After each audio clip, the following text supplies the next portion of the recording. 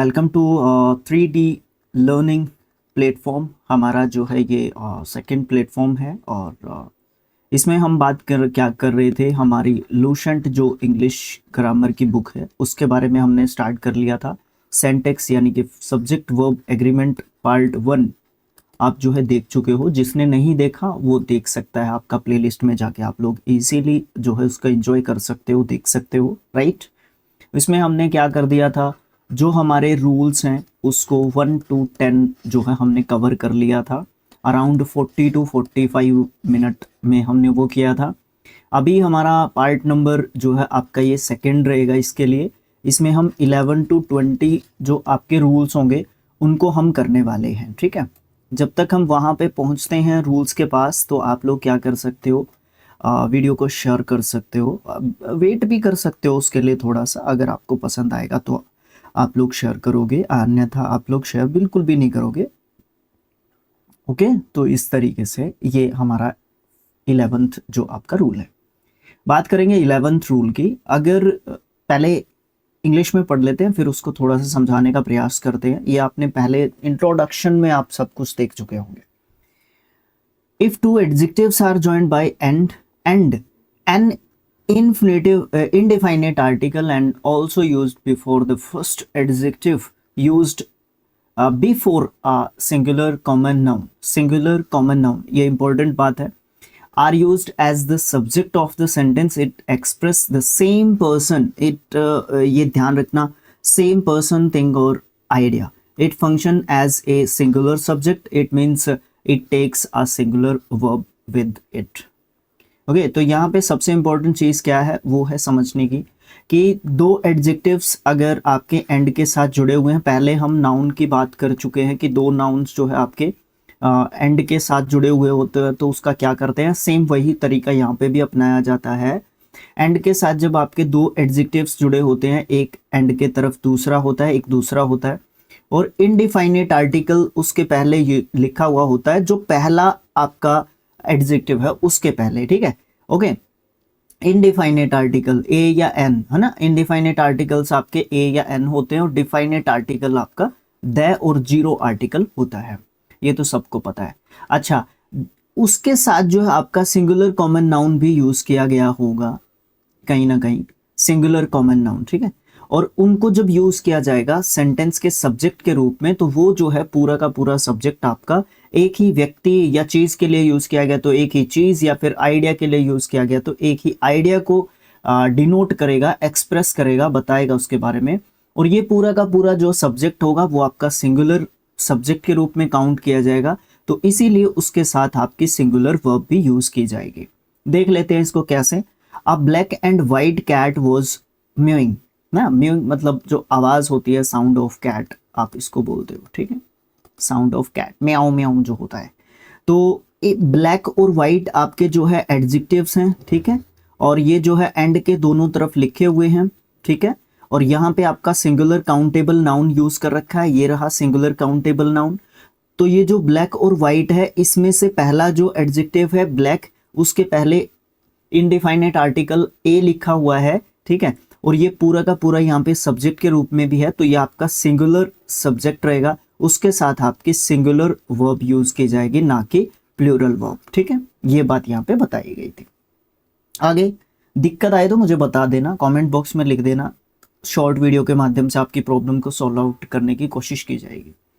Note दे रखा है यहाँ पे, but two adjectives joined by and used a singular common noun, उसके पहले अगर सिंगुलर कॉमन नाउन है और इनडिफाइनेट आर्टिकल ए या एन है, उसके पहले प्रत्येक एडजेक्टिव के पहले, ईच एडजेक्टिव मीन्स प्रत्येक एडजेक्टिव, एंड के इस तरफ भी एंड के उस तरफ भी, are used as the subject of the sentence, it express two different persons, things और आइडियाज।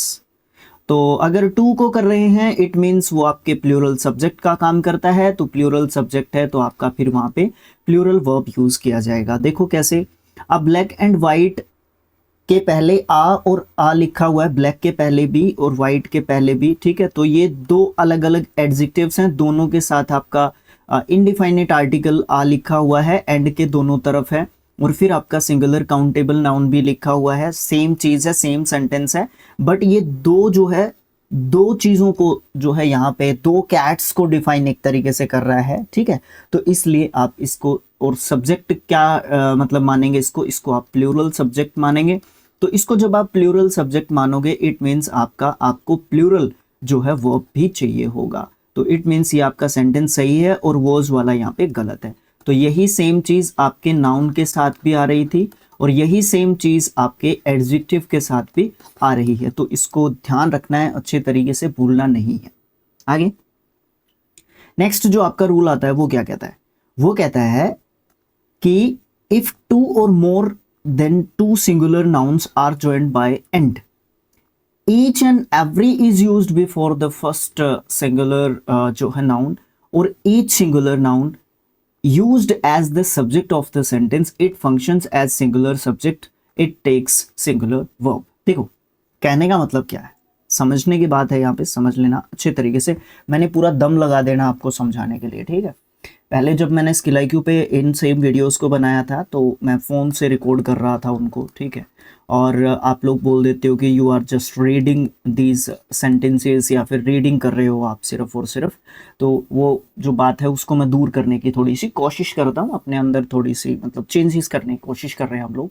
देखो यहाँ पे दो या दो से ज़्यादा जो सिंगुलर नाउन्स है उनको जोड़ दिया जाए एंड के साथ, ईच और एवरी यूज कर रखे हों पहले वाले सिंगुलर नाउन के साथ, या ईच और ईच जो है सिंगुलर नाउन, प्रत्येक जो सिंगुलर नाउन होगा वो यूज किया जाएगा सब्जेक्ट के सेंटेंस के रूप में, सेंटेंस के सब्जेक्ट के रूप में। तो वो जो है सिंगुलर सब्जेक्ट कंसीडर किया जाएगा।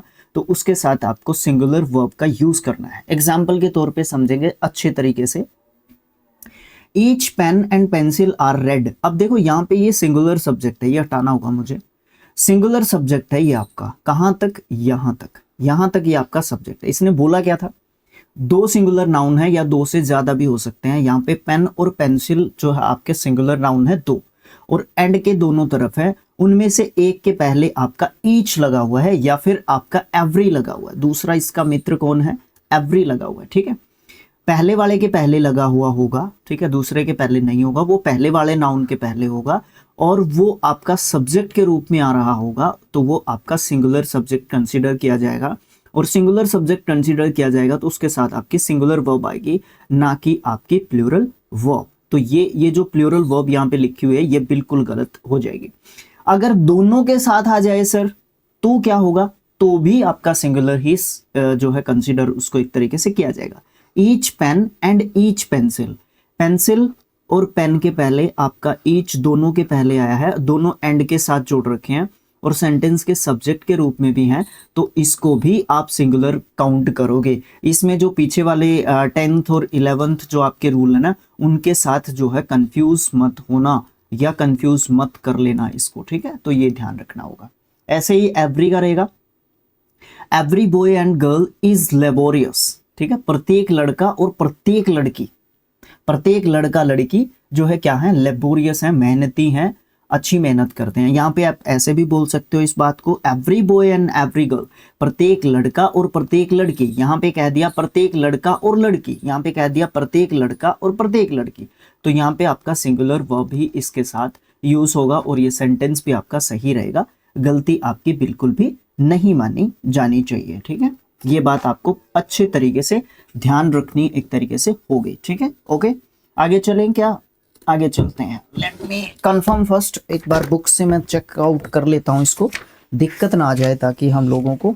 रूल नंबर क्या था, 12, रूल नंबर आपका 12 आपको देखने को मिल रहा था, ईच एंड एवरी। हाँ बिल्कुल ठीक है, सेम। कई बार टाइपिंग में दिक्कत आ जाती है तो उस करके मैं गलत ना बता दूं आप लोगों को, है ना, क्योंकि जो मैंने टाइप किया हुआ है शायद मैं ये मान के चलूँ कि वो मैंने कई बार स्ट्राइक कर जाता है, कई बार ये रहता है कि नहीं, हो सकता है कि आपका गलत हुआ, है ना। हाँ। आगे रूल क्या है, रूल नंबर 13, ये क्या कहता है, each is used as the subject of the sentence. अगर ईच को हम सेंटेंस के सब्जेक्ट के रूप में रखते हैं, it functions as singular subject. अगर सिंगुलर सब्जेक्ट है तो उसके साथ सिंगुलर वर्ब आएगी, ठीक है।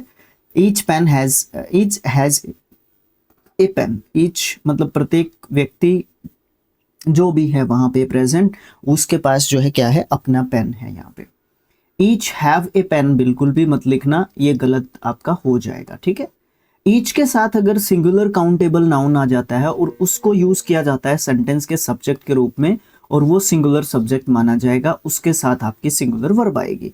Each student has a notebook, प्रत्येक स्टूडेंट के पास अपनी नोटबुक थी। अब यहाँ पे सिर्फ और सिर्फ ईच आपका सब्जेक्ट आ रहा था, बट यहाँ पे आपका ईच के साथ आपका सिंगुलर जो है आपका काउंटेबल नाउन भी यहाँ पे आ रहा है स्टूडेंट के रूप में। तो ये सब्जेक्ट के रूप में आ रहा है, तो यहाँ पे प्रत्येक स्टूडेंट की बात हो रही है, तो यहाँ पे आप इसके साथ प्लूरल जो वर्ब होगी वो यूज नहीं करोगे, इसके साथ आप सिंगुलर वर्ब ही यूज करोगे। आगे चलते हैं, थोड़े से आसान रूल्स थे, थोड़ी जल्दी हो गए।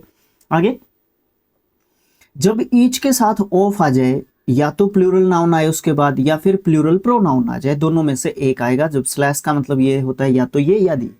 is also used as the subject of the sentence, is functions as a singular subject of the sentence and it takes a singular verb. Each of the employees is, ये नहीं होना चाहिए, is employees, each of the employees is industrious, ऐसे है ये देखो, कई बार यही तो मैं बात कर रहा था, कई बार गलती हो जाती है हमसे, तो इसको मुझे ध्यान रखना चाहिए कि कहाँ कहाँ पे गलती है। आपको पीडीएफ एरर फ्री देना चाहिए, ओके कोई बात नहीं।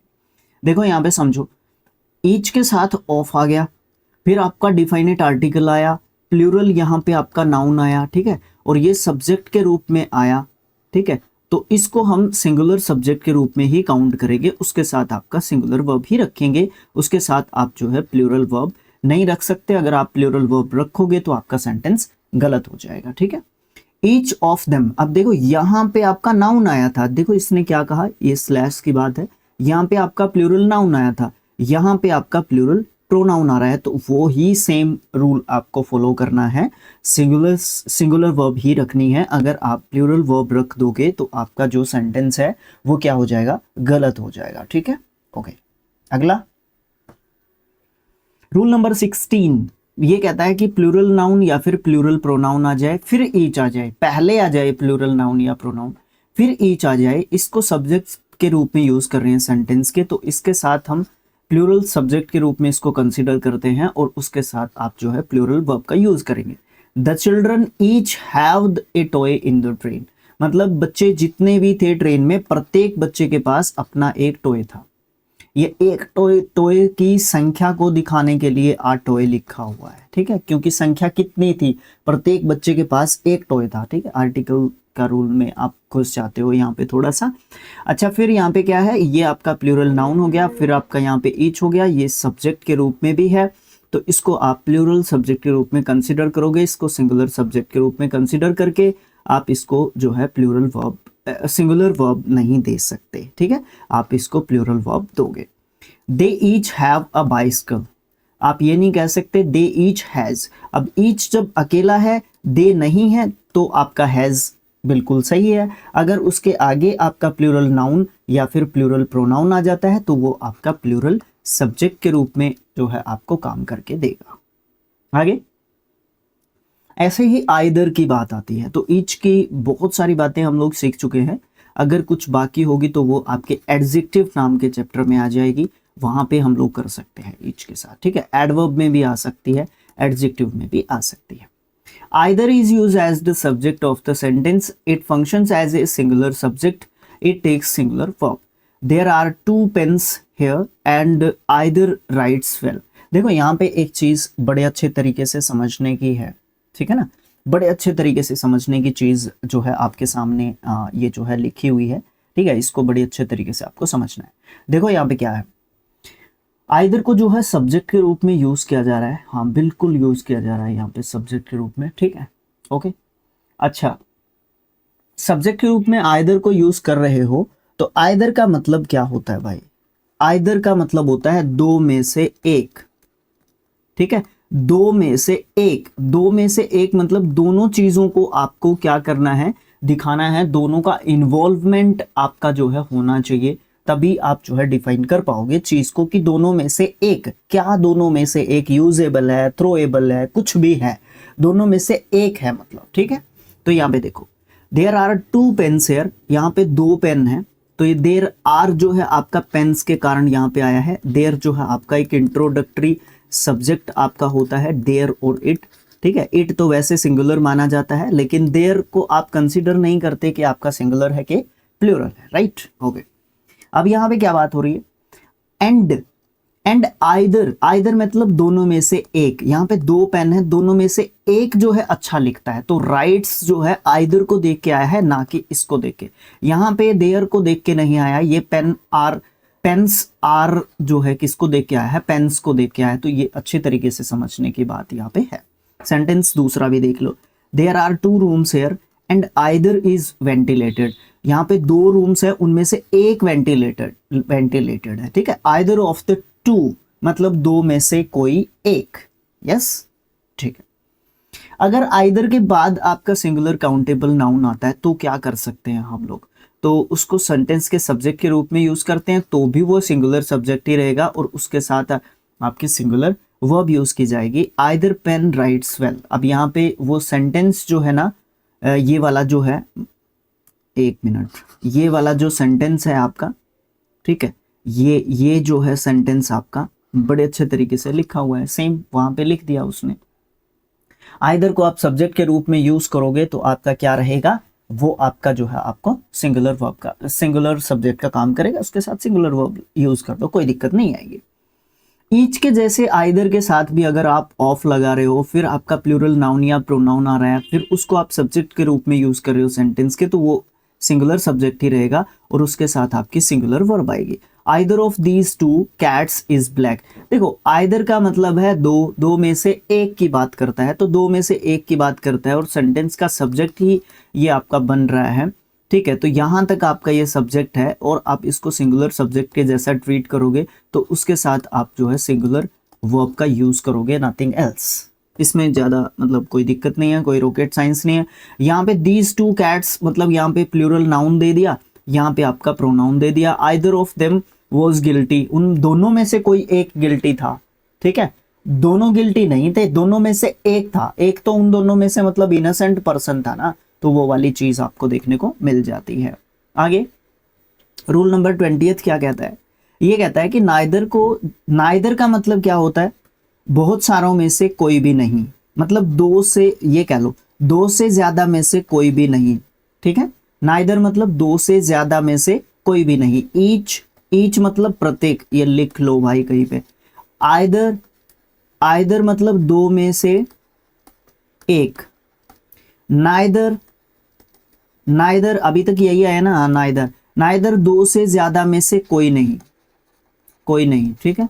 नाइदर ऑफ दीज या जो भी है, दोज, जो भी कहना चाहो आप, ठीक है। अब देखो यहाँ पे क्या है, neither is used as the sentence subject of the sentence, it functions as singular subject, it takes singular verb, there are 2 girls in the class but neither is intelligent. अब यहाँ पे एक चीज देखो, आप देखो यहाँ पे एक चीज देखो, दे रखा है